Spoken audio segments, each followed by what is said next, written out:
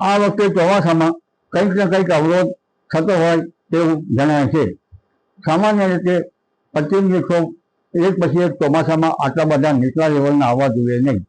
જે પશ્ચિમ વિક્ષોભ ચોમાસાને નબળું પાડી રહ્યા હોય તેવું પ્રતીત થાય છે. આ ઉપરાંત ચોમાસું હજુ સુધી મુંબઈમાં પહોંચવાના વાવડ નથી. વરસાદ તો થતો જ રહેશે મુંબઈમાં, પણ મુંબઈમાં ચોમાસું પહોંચે પછી આગળ વધવાની શક્યતા રહેતી હોય છે. અને આ લગભગ 12-13 તારીખ સુધીમાં મુંબઈમાં ઘણી વખત ભારે વરસાદ પણ થતો હોય છે. એટલે ચોમાસું તેની નિયમિત ચાલ પ્રમાણે હાલ તો જણાતું નથી. આમ છતાં તારીખ 16મી જૂન સુધીમાં દક્ષિણ ગુજરાતના ભાગો, દક્ષિણ સૌરાષ્ટ્રના ભાગોમાં મુક્ષિસ નક્ષત્રનો વરસાદ થવાની શક્યતા રહેશે. ગુજરાતના અન્ય ભાગોમાં પણ મુક્ષિસ નક્ષત્રનો વરસાદ થવાની શક્યતા રહેશે. તે પૂર્વે આંધીવંતરનું પ્રમાણ વધશે.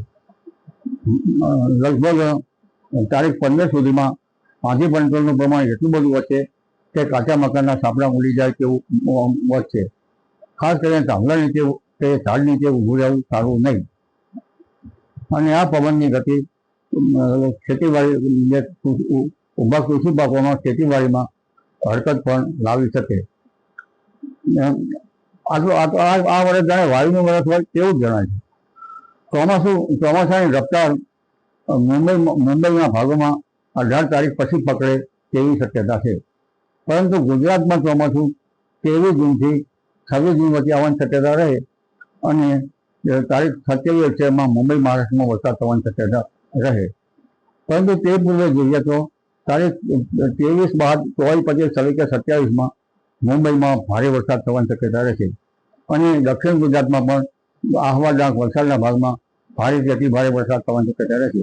કેટલાક ભાગમાં પૂર આવી શકે તેવો વરસાદ થવાની શક્યતા રહેશે. જુલાઈ માસમાં એક એમજીઓ પણ આવે છે અને 29 જૂનથી 7 જુલાઈ વચ્ચે દેશના ઘણા ભાગમાં વરસાદ થવાની શક્યતા રહેશે. જેમાં ગુજરાતના ભાગમાં પણ સારો વરસાદ થવાની શક્યતા રહેશે. જુલાઈ માસમાં એમજીઓ આવતા ગુજરાતના કેટલાક ભાગમાં કંઈક સારો વરસાદ થવાની શક્યતા રહેશે. આઈઓડી પોઝિટિવ રહેતા પણ કેટલાક ભાગમાં સારો વરસાદ થવાની શક્યતા રહેશે. આમ છતાં અલ્નિનોની અસરના કારણે વરસાદમાં ઘટ તો આવશે. ઘણી વખત વરસાદની ઘટ કોઈ ભાગમાં 22% પણ વધી જવાની શક્યતા રહે. સામાન્ય રીતે ચોમાસું કોઈ ભાગમાં 88%, કોઈ ભાગમાં 86%, તો કોઈ ભાગમાં 90% રહેવાની શક્યતા રહેશે. ક્યારેક દરિયા કિનારા ભાગમાં 92% રહેવાની શક્યતા રહેશે. એટલે આ વખતે ચોમાસામાં ખેડૂત ભાઈએ પિયતનું વ્યવસ્થાપન કરવું સારું રહે, કારણ કે ચોમાસામાં બ્રેક આવવાની શક્યતા હોય છે. એટલે